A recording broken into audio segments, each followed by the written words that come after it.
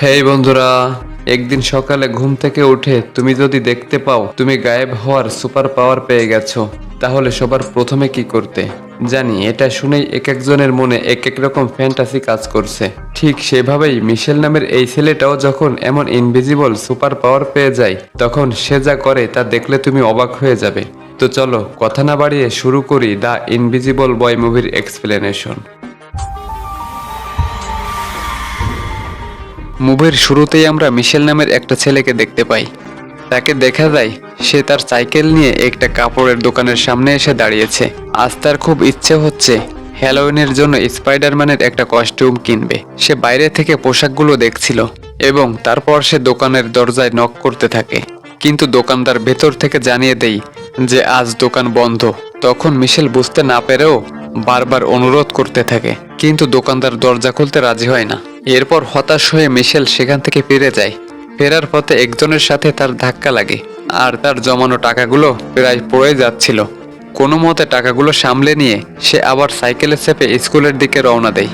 এবার স্কুলে পৌঁছানোর পর সাইকেল পার্ক করে মিশেল খুব সাবধানতার সাথে তার টাকাগুলো নিজের জুতার ভেতর লুকিয়ে রাখে, যাতে সেগুলো হারিয়ে না যায়। এরপর ক্লাসে ঢুকে সে চুপি চুপি তার ক্রাশ স্টেলার ভিডিও করতে শুরু করে, কিন্তু স্টেলা তাকে দেখে ফেললে সে তড়িঘড়ি করে ফোনটা নামিয়ে নেয়। অন্যদিকে ক্লাসের টিচারও তার হাতে ফোনটা দেখে ফেলে এবং সেটা কেড়ে নেয়। টিচার যখন তাকে ধমক দিয়ে জিজ্ঞেস করে যে সেও কি ইভানের মতন এই ক্লাস আবারও ফেল করতে চায় নাকি। ওদিকে ইভান, যে কিনা ক্লাসের সবচেয়ে বখাটে আর ফাজিল ছেলে, সেই টিচারের এই কথা শুনে লজ্জা পাওয়ার বদলে উল্টো তার বন্ধু ব্র্যাডোর দিকে তাকিয়ে ইশারা করে হাসাহাসি করতে থাকে। একটু পরেই প্রিন্সিপাল পুলিশ ইন্সপেক্টর জিওভান্নাকে নিয়ে ক্লাসে আসে। আসলে মার্টিনো নামে তাদের একজন ক্লাস ফ্রেন্ড নিখোঁজ হওয়ার কারণে সেটার তদন্ত করতে পুলিশ এসেছে। জিওভান্না ক্লাসের সবাইকে নিখোঁজ ছাত্র মার্টিন সম্পর্কে জিজ্ঞেস করে। ইভান আর ব্র্যাডো পিছনের সিট থেকে ফাজলামো করতে থাকে। জিওভান্না তাদের কথায় কান না দিয়ে সবাইকে বলে তারা মার্টিনো সম্পর্কে সামান্য কোনো তথ্য পেলেও যেন পুলিশকে জানায়। এদিকে কথা শেষ হওয়ার পর তার সহকর্মী তাকে কিছু একটা দেয়। হঠাৎ জিওভান্না মিশেলের দিকে তাকায়। তাকে বেশ চিন্তিত দেখাচ্ছিল। সে সোজা মিশেলের ডেস্কের কাছে যায় এবং বলে, তুমি তোমার লাঞ্চ বক্সটা বাড়িতে ফেলে এসেছো। তারপর সে মাথা নিচু করে লাঞ্চ বক্সটা নিয়ে নেয় এবং আস্তে আস্তে করে বলে, থ্যাংক ইউ মাম্মি। অর্থাৎ এই পুলিশ ইন্সপেক্টরটা আসলে মিশেলের মা। এখন মা চলে যাওয়ার পর ইভান আর ব্র্যাডো মিশেলকে নিয়ে ঠাট্টা করতে থাকে। তারা তাকে এই বলে খেপাতে থাকে যে বাচ্চা ছেলের মা স্কুলে টিফিন দিতে এসেছে। মিশেল তাদের কথায় কান না দেওয়ার চেষ্টা করলেও টেনশনে হঠাৎ তার নাক দিয়ে রক্ত পড়তে শুরু করে। নিজেকে পরিষ্কার করতে সে দ্রুত ওয়াশরুমে চলে যায়। এবার সেখানে সে অদ্ভুত কিছুর আওয়াজ শুনতে পেয়ে ভয় পায়। ঠিক তখনই ইভান আর ব্র্যাডো দরজার লক ভেঙে তাকে টেনে বের করে এবং তার কাছে টাকা চাইতে থাকে। মিশেল টাকা নেই বললেও তারা তার জুতো খুলেই সেই পোশাক কেনার লুকানো টাকা খুঁজে পায়, যার ফলে তারা সেই টাকাটা কেড়ে নেয়। মিশেল মনে মনে খুব কষ্ট পেলেও ভয়ে কাউকে কিছু বলতে পারে না। ইভান তাকে দৌড়ে পালানোর একটা সুযোগ দেয়, তাই মিশেল জান প্রাণ নিয়ে পালাতে গিয়ে করিডোরে সব ছাত্রদের সামনে আছাড় খেয়ে পড়ে। তার এই অবস্থা দেখে তাকে নিয়ে সবাই হাসাহাসি করতে শুরু করে। এরপর মিশেল স্কুল থেকে বাড়ি ফেরে। তার ছোট বোন ক্যান্ডেলা তাকে দেখে খুশি হয়, কিন্তু মিশেলের মনটা সেদিন ভালো ছিল না। সে সোজা চলে যায় রান্নাঘরে। সেখানে কাজের মহিলা তাকে খাবার দিতে চায়, কিন্তু মিশেল যখন শোনে যে রান্নাটা তার মা করেছে তখন আর সে খেতে চায় না। এরপর সে নিজের রুমে গিয়ে কম্পিউটারে তার ক্রাশ স্টেলার প্রোফাইল দেখতে থাকে আর ভাবে ফ্রেন্ড রিকোয়েস্ট পাঠাবে কিনা। পাশে বসা তার বোন নানা রকম প্রশ্ন করতে থাকলেও মিশেল কোনো প্রশ্নেরই উত্তর দেয় না। শেষমেশ সে স্টেলাকে রিকোয়েস্টটা পাঠিয়ে দেয়। এরপর হ্যালোউইন পার্টির জন্য ড্রেস কিনবে বলে নিজের জমানো টাকা সে খুঁজতে থাকে, কিন্তু সেখানে খুব অল্প টাকাই ছিল। তাই বাধ্য হয়ে সস্তায় পোশাক কিনতে একটা দোকানে যায়। দোকানের মালিক তাকে জোর করে একটা চাইনিজ সুপার হিরোর পোশাক গুছিয়ে দেয়। মিশেলের পছন্দ না হলেও দোকানদার তাকে বোঝায় যে এটা বেশ ভালো। এখন মিশেল এই পোশাকের ক্ষমতা সম্পর্কে জানতে চাইলে দোকানদার বলে সে এই ক্ষমতা সম্পর্কে পরেই বুঝবে। অন্যদিকে পুলিশ স্টেশনে মিশেলের মা নিখোঁজ ছাত্র মার্টিনোর একটা ভিডিও পায়। ভিডিওতে মার্টিনো বলছে সে একঘেয়েমি থেকে মুক্তি পেতে বাড়ি ছেড়ে পালিয়েছে, কিন্তু মিশেলের মা অবাক হয়, কারণ মার্টিনো বেশ বুদ্ধিমান ছাত্র ছিল। তাহলে সে এমন বোকামি কেন করবে? রাতে বাড়ি ফিরে মা দেখে মিশেল সেই অদ্ভুত পোশাকটা পরে মন খারাপ করে বসে আছে। সে পার্টিতে কেন যায়নি জানতে চাইলে সে বলে এই ফালতু ড্রেস তার একদমই পছন্দ হয়নি। তখন তার মা তাকে অনেক বুঝিয়ে সুঝিয়ে সাহস দেয় এবং তার বাবার উদাহরণ দেয় যে তার বাবাও পুলিশ হিসেবে খারাপ লোকদের বিরুদ্ধেই লড়তো। মায়ের এসব কথায় সাহস পেয়ে শেষ পর্যন্ত মিশেল পার্টিতে যাওয়ার সিদ্ধান্ত নেয়। এবার পার্টিতে পৌঁছে মিশেল দেখে স্টেলা তাকে দেখে খুবই খুশি হয়েছে। ক্লাসের বখাটে ছেলে ব্র্যাডো মিশেলের পোশাক নিয়ে ঠাট্টা করলেও স্টেলা বলে তাকে বেশ সুন্দরই লাগছে। এরপর তারা দুজনে গল্প করতে শুরু করে, কিন্তু হঠাৎ সবাই টিভির সামনে এসে ভিড় জমায়, কেননা টিভিতে তখন চলছিল স্টেলার সেই ভিডিওটা যা মিশেল লুকিয়ে লুকিয়ে ক্লাস থেকে তুলেছিল। আসলে ব্র্যাডো সুযোগ বুঝে টিচারের কাছ থেকে নেওয়া মিশেলের ফোন থেকে ভিডিওটা চুরি করে এখানে চালিয়ে দিয়েছে। এবার সবার সামনে এমন লজ্জায় পড়ে মিশেল দ্রুত সেখান থেকে পালিয়ে বাড়িতে ফিরে আসে। এরপর বাড়ি এসে সে ওয়াশরুমে যায় তার দাঁত ব্রাশ করার জন্য, কিন্তু হঠাৎ সে সেখানে যা দেখতে পায় তাতে তার রক্ত হিম হয়ে যায়। সে দেখে তাকে আয়নায় দেখা যাচ্ছে না, মানে সে ইতিমধ্যে অদৃশ্য হয়ে গেছে। মিশেল ভয়ে আর বিস্ময়ে হতবাক হয়ে যায়। পরের দিন সকালে তার মা ঘরে এসে তাকে দেখতে পায় না, কারণ সে তো অদৃশ্য। মিশেল দ্রুত একটা কাগজে লিখে জানায় সে স্কুলে চলে গেছে। এরপর তার মা চলে গেলে সে সারা শরীরে কাপড় দিয়ে ঢেকে স্কুলে যাওয়ার জন্য বের হয়। আসলে সে যেহেতু ইনভিজিবল হয়ে গেছে তাই তার গায়ে কোনো কাপড় থাকলে বোঝা যাবে যে একটা মানসিক কাপড় ঘুরে বেড়াচ্ছে, আর তাকে সম্পূর্ণরূপে অদৃশ্য হতে হলে তাকে বিবস্ত্র হতে হবে। তো যাই হোক, স্কুলের সামনে পৌঁছে সে দেখে ইভান তার এক ব্যাগে একটা পেন বল গান ঢুকাচ্ছে। এটা দেখে মিশেলের মাথায় এক বুদ্ধি আসে। সে ক্লাসে ঢুকে অদৃশ্য অবস্থাতেই ইভানের ব্যাগ থেকে বন্দুকটা বের করে এবং সোজা ব্ল্যাকবোর্ডে টিচারের দিকে লক্ষ্য করে গুলি ছোড়ে। এরপর বন্দুকটা আবার ইভানের কাছেই রেখে দেয়। টিচার ভাবে এই কাজটি ইভানই করেছে এবং তাই সে ইভানের উপরে চিৎকার করতে থাকে। এইভাবে মিশেল তার অদৃশ্য ক্ষমতা দিয়ে সবার উপর প্রথম প্রতিশোধ নেওয়া শুরু করে। এরপর মিশেল অদৃশ্য হয়ে চুপি চুপি টিচারের অফিসে ঢুকে যায়। সেখানে সে নিজের পরীক্ষার খাতা খুঁজে বের করে এবং সব উত্তর ঠিক করে দেয় যাতে সে ভালো নাম্বার পায়। এরপর সে চলে যায় টেনিস কোর্টে যেখানে ব্র্যাডো টেনিস খেলছিল। এবার মিশেল অদৃশ্য থেকে ব্র্যাডোকে বিরক্ত করতে থাকে, যার ফলে ব্র্যাডো ম্যাচটা হেরে যায় আর তার বাবা তার উপর রেগে যায়। এখন খেলা শেষে লকার রুমেও মিশেল একটা টেনিস বল দিয়ে ব্র্যাডোকে ভয় দেখায়। এভাবে স্কুল ছুটির পর মিশেল যখন খুশি মনে বের হচ্ছিল তখন সে কয়েকটা মেয়েকে লকার রুমের ভিতরে যেতে দেখে তাদের পিছু নেই। মানে বুঝতেই পারছো, অলস মস্তিষ্কে শয়তানি ফ্যান্টাসি। যাই হোক, লকার রুমের ভেতরে ঢুকে সে যখন চুপচাপ বসেছিল তখন একটা মেয়ে হঠাৎ তার তোয়ালে ছুঁড়ে মারলে সেটা চলে যায় মিশেলের গায়ের উপরে। এবার এত বাতাসের মাঝেও তোয়ালেটাকে ঝুলে থাকতে দেখে সবাই চমকে যায়।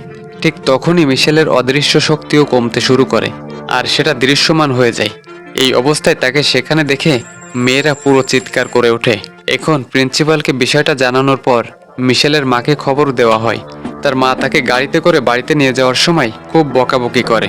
এরপর সে জানায় তুমি কেন মেয়েদের চেঞ্জিং রুমে ঢুকেছিলে, তোমাকে তো স্কুল থেকে বের করে দিতে পারতো। কিন্তু মিশেল লজ্জায় কোনো উত্তর দিতে পারে না।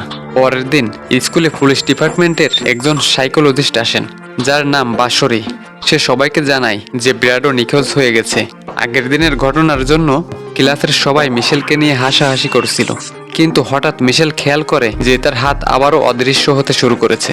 এখন এই জায়গাতে অদৃশ্য হয়ে গেলে সবাই তার সম্পর্কে জেনে যাবে, তাই সে তাড়াতাড়ি জামার হাতা দিয়ে নিজেকে ঢেকে ছুটির জন্য অপেক্ষা করতে থাকে। এখন বাড়ি ফিরে মিশেল দেখতে পায় তার বোন ক্যান্ডেলা তার রুমে বসে আছে।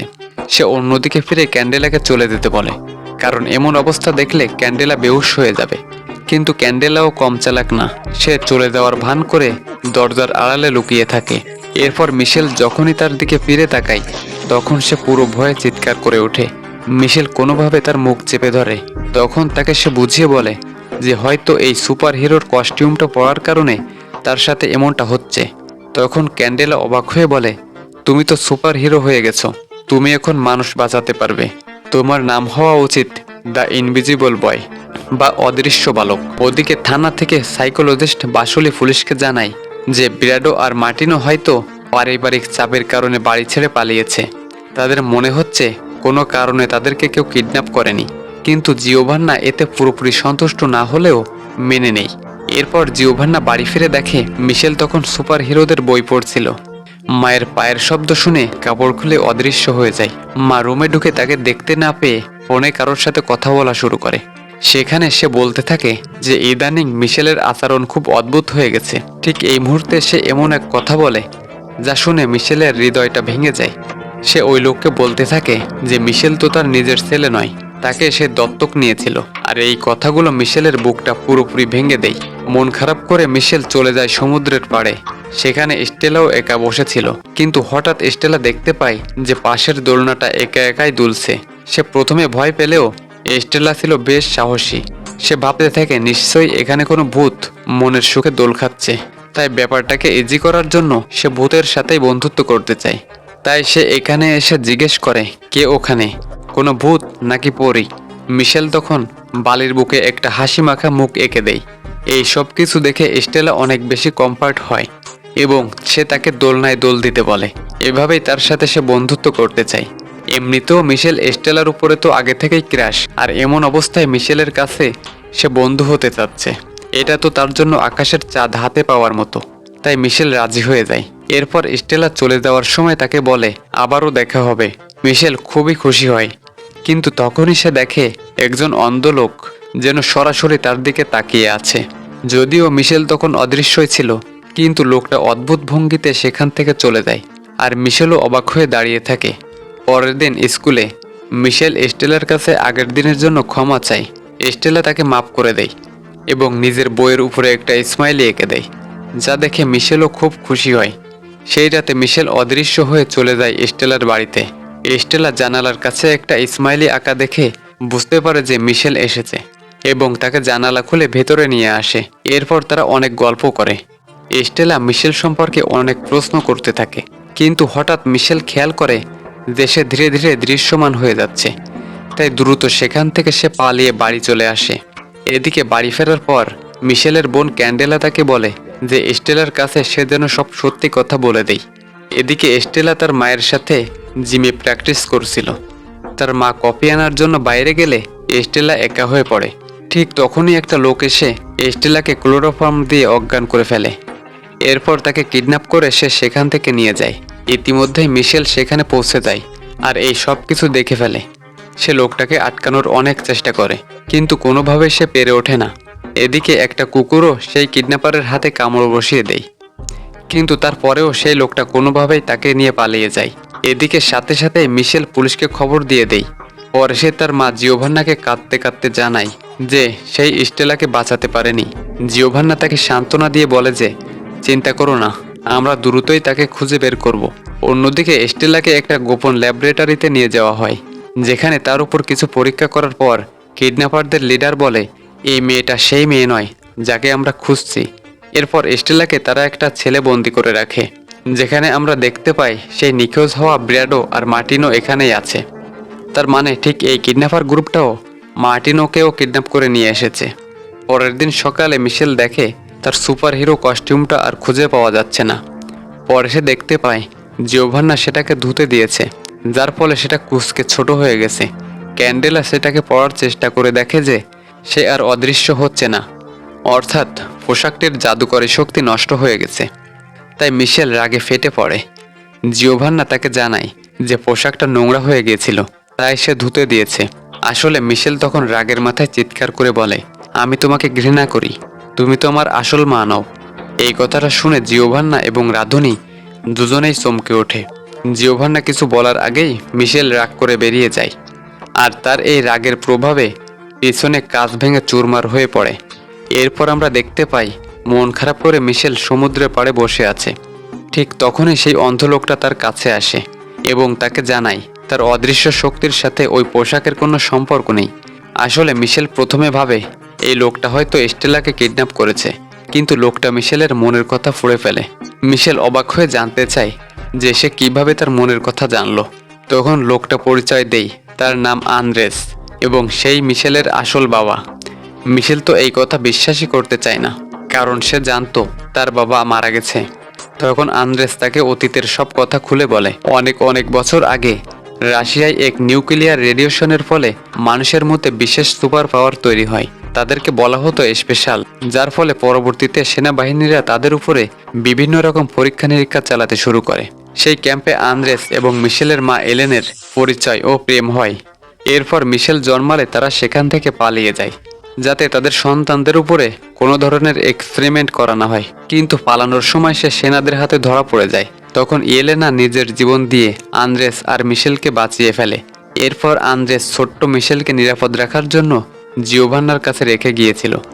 আসলে আন্দ্রেসের একটা সুপার পাওয়ার ছিল, সে সবসময় মানুষের মনের কথা বুঝতে পারত। এছাড়াও তাদের মন থেকে কোনো কিছু মুছে ফেলাও ছিল তার সুপার পাওয়ারেরই একটা অংশ। ঠিক সেভাবেই আন্দ্রেস যখন দেখতে পায় জিওভান্না আসলে একজন ভালো মানুষ, তখন তার বাড়ির সামনে আন্দ্রেস মিশেলকে রেখে যায়। আর ঠিক আন্দ্রেসের কারণেই মিশেল এই অদৃশ্য হওয়ার শক্তি পেয়েছিল। এদিকে জিওভান্না মিশেলকে না পেয়ে খুব দুশ্চিন্তা করতে থাকে। অন্যদিকে সাইকোলজিস্ট বাসুলিকে জিওভান্না জানায় যে মিশেল জেনে গেছে সে তার আসল মা নয়।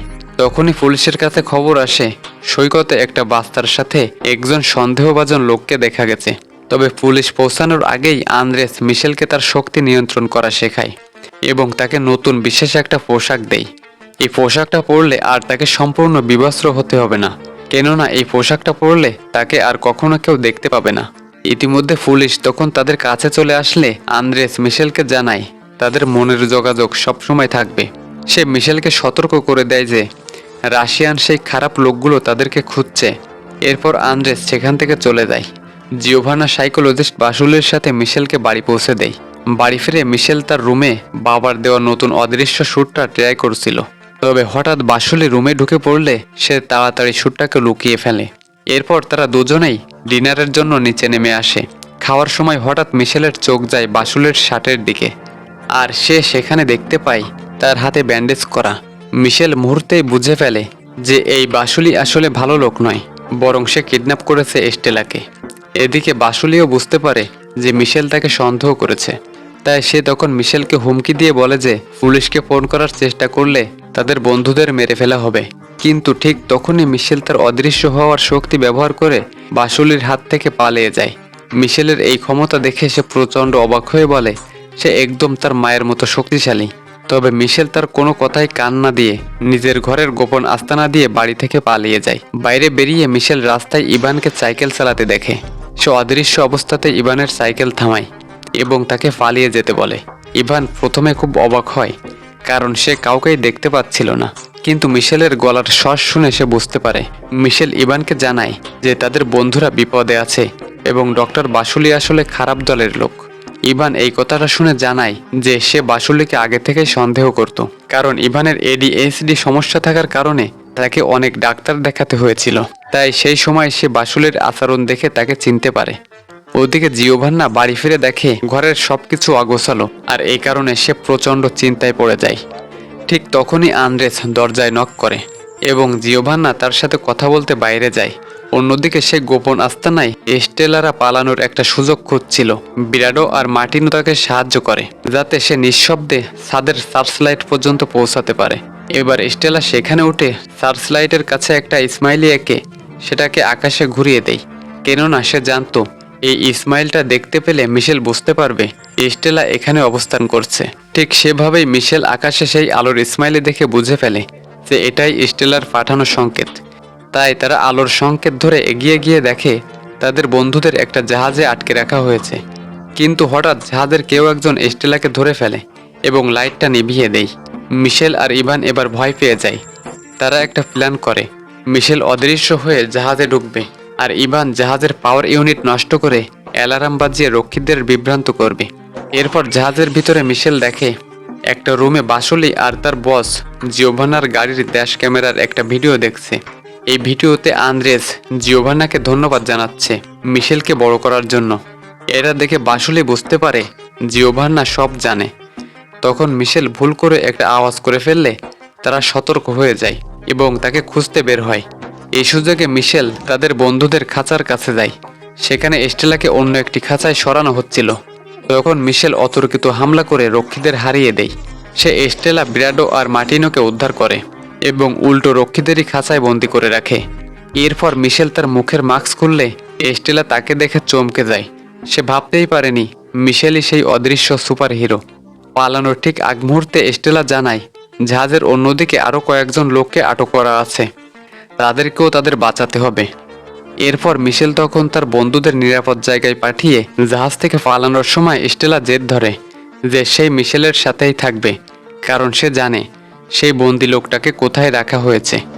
ব্র্যাডো আর মার্টিনও অন্যদিকে পালানোর চেষ্টা করে। স্টেলা মিশেলকে নিয়ে সেই লোকটার কাছে পৌঁছায়, কিন্তু সেখানে গিয়ে ঘটে এক অবিশ্বাস্য ঘটনা। স্টেলা হঠাৎ মিশেলের দিকে বন্দুক তাক করে বসে। এই দৃশ্য দেখে মিশেল আকাশ থেকে পড়ে। সে বিশ্বাসই করতে পারে না যে স্টেলা তার সাথে এমন বেইমানি করবে। সে জিজ্ঞেস করে, তুমি কি ওদেরই লোক? কিন্তু স্টেলা এমন অদ্ভুতভাবে উত্তর দেয় যেন সে আর তার নিজের মধ্যে নেই। ঠিক তখনই সে বন্দি লোকটি স্টেলাকে স্পর্শ করতেই সে সাথে সাথে অজ্ঞান হয়ে পড়ে যায়। এরপর লোকটি নিজের পরিচয় দিয়ে বলে তার নাম ক্লাদিও। আসলে তার এক ভয়ঙ্কর ক্ষমতা আছে, সে যাকে স্পর্শ করে তাকে সে হিপনোটাইজ করে নিজের ইশারায় নাচাতে পারে। সে জানায় যে সেই আসলে সাইকোলজিস্ট বাসুলি, আর স্টেলাকে স্পর্শ করে তাদের মনের নিয়ন্ত্রণ নিয়েছিল। এসব শুনে মিশেল রেগে গিয়ে আবারও অদৃশ্য হয়ে যায়। এরপর সে শুরু করে সেই গার্ডদের মারধর, কিন্তু ক্লাদিও হুমকি দেয় যে মিশেল যদি পালানোর চেষ্টা করে তবে সে স্টেলাকে মেরে ফেলবে। এসব কথাবার্তা শুনে বাধ্য হয়ে মিশেলকে থামতেই হয়। এরপর ক্লাদিও তার লোকদের সাবমেরিন চালু করার নির্দেশ দেয়। সে মিশেলকে বড় একটা সত্যি জানায়। সে জানায় মিশেলের আসল মা ইয়েলেনা আসলে মারা যায়নি, সে এখনো বেঁচে আছে এবং সে এখন তাদের দলেরই একজন। মূলত ইয়েলেনা ক্লাদিওকে পাঠিয়েছে মিশেলকে তার কাছে ফিরিয়ে নিয়ে যাওয়ার জন্য। এসব কথাবার্তা শুনে মিশেল এবার পুরো স্তব্ধ হয়ে যায়। অন্যদিকে জিওভান্না আর আন্দ্রেজ ইভানকে খুঁজে পায়, কিন্তু আন্দ্রেজ তার শক্তি দিয়ে বুঝতে পারে যে মিশেল জাহাজে নেই, বরং সেখানে একটা বোম ফাটতে যাচ্ছে। জিওভান্না দ্রুত ব্র্যাডি আর মার্টিনোকে উদ্ধার করে। সে বাসুলিকেও সেখানে পায়, যে এখন একদম স্বাভাবিক আচরণ করছিল। আন্দ্রেজ জানায় যে বাসুলি এখন সত্যি বলছে, কারণ ক্লাদিওর প্রভাব তার উপর থেকে কেটে গেছে। তাই তারা সবাই জাহাজ থেকে লাফিয়ে নামার ঠিক পরপরই জাহাজটা বিকট শব্দে বিস্ফোরিত হয়। এই দৃশ্য দেখে জিওভান্না মিশেলের জন্য কান্নায় ভেঙে পড়ে। ওদিকে পানির নিচে সাবমেরিনের ভেতর ক্লাদিও স্টেলাকে একটা সেফটি ক্যাপসুলে ঢুকিয়ে দেয় তাকে ফেরত পাঠানোর জন্য। সে মিশেলকে বোঝায় যে সাধারণ মানুষের দুনিয়ায় মিশেলের কোনো জায়গা নেই। তার আসল পরিবার হলো এই স্পেশাল বা ক্ষমতাধর সম্পন্ন মানুষদের সাথে। এসব শুনে মিশেল অনেক রেগে যায়। তার রাগের প্রভাবে এবার সাবমেরিনের ভেতরে সবকিছু ভাঙতে শুরু করে, আর এর পরপরই ঘটে এক বিস্ফোরণ। ক্লাদিও তাকে আটকানোর অনেক চেষ্টা করতে থাকে, কিন্তু কোনোভাবেই সে পেরে ওঠে না।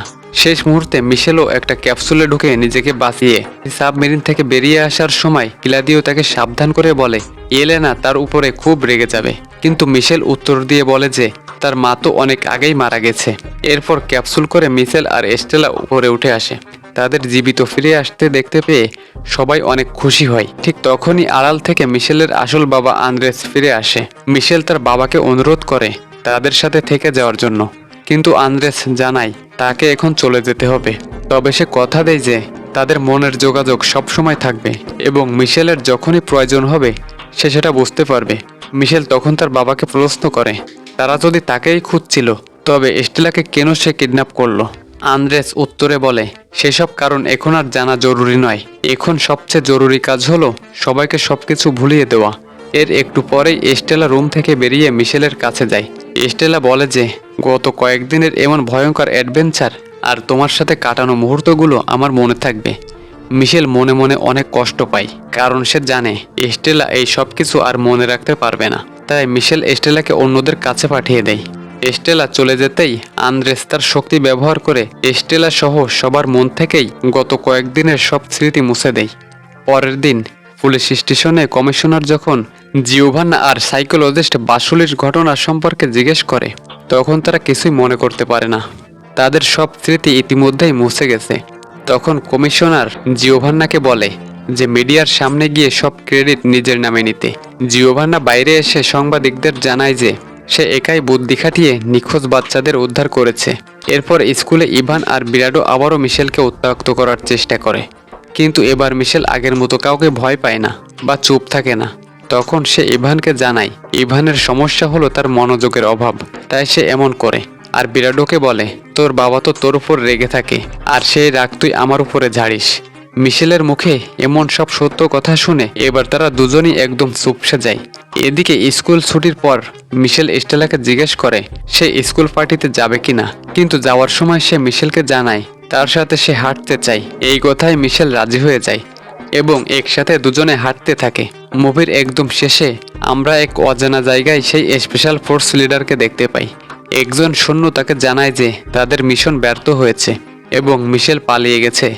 লিডার প্রথমে রেগে গেলেও পরে হাসে, কারণ তারা খবর পেয়েছে মরক্কোতে মিশেলের যমজ বোন নাতাশার খবর পাওয়া গেছে।